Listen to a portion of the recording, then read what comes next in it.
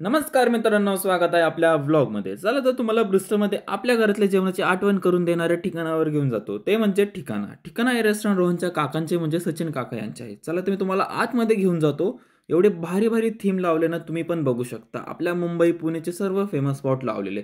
त्याच्याच बाजूला आपल्या महाराष्ट्राचे दैवत छत्रपती शिवाजी महाराजांची मूर्ती विराजमान केलेली आहे. तुम्हाला दिसेलच. या मूर्तीचं वैशिष्ट्य म्हणजे ती आपल्या महाराष्ट्राची राजधानी रायगडच्या मातीपासून घडवलेली आहे.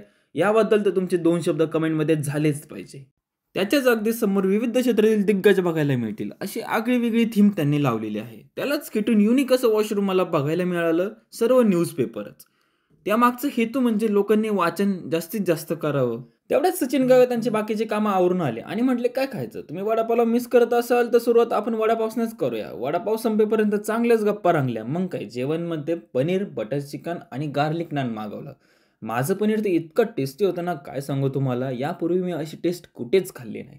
त्याचबरोबर बटर चिकनही एक नंबर होतं. एकदम छान आहे, एकदम स्वादिष्ट आहे. माझ्या तोंडातून पाणी सुटतं डायरेक्ट. इतकं भारी आहे. घरच्यासारखे का नाही?